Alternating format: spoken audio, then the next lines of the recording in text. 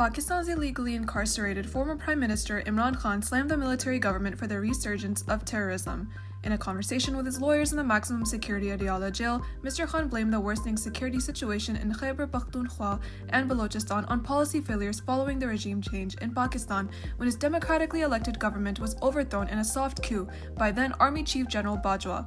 Mr. Khan said, quote, "Terrorism has spiraled out of control. Hard-won peace was beginning to take root, but due to flawed policies, the menace has re-emerged," unquote. He expressed solidarity with the people of Khyber Pakhtunkhwa, who he said had suffered immense sacrifices in the fight against terrorism, and endorsed a recent peace march in the province, calling it a necessary step towards safeguarding citizens' rights.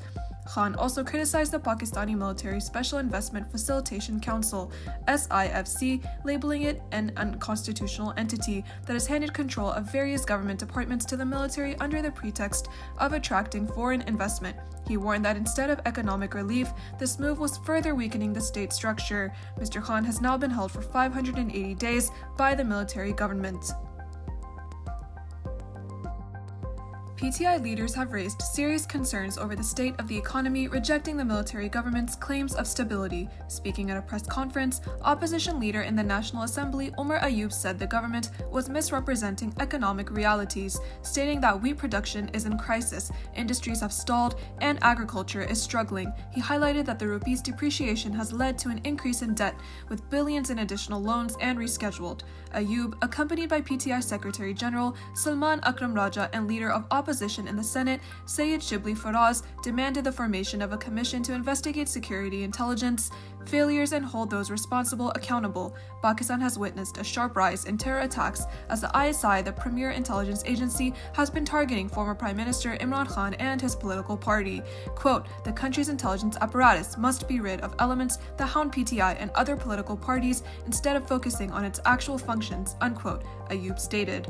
Salman Akram Raja, the party's Secretary General, added that the state was being dismantled systematically on moral, legal, and constitutional grounds.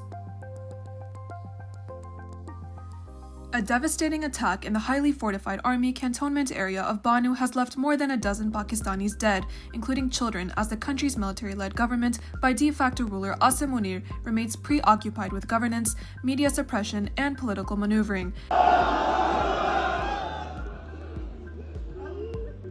Graphic scenes from local hospitals depicted the full scale of the tragedy as grieving families identified the bodies of their loved ones. As funerals took place, locals slammed the military intelligence agencies for the deteriorating law and order situation. The military government and its media wing, the ISPR, repeated its claim that the attackers were from neighboring Afghanistan.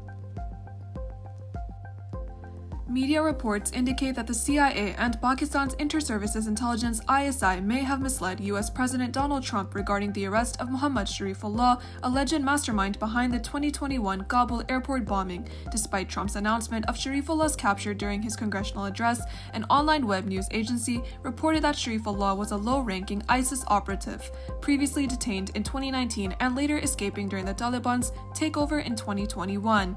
Commenting on the bombshell story, prominent journalist Ryan Grimm said the CIA and Pakistan's military worked together to create a narrative that presented Sharifullah's capture as a major counterterrorism success.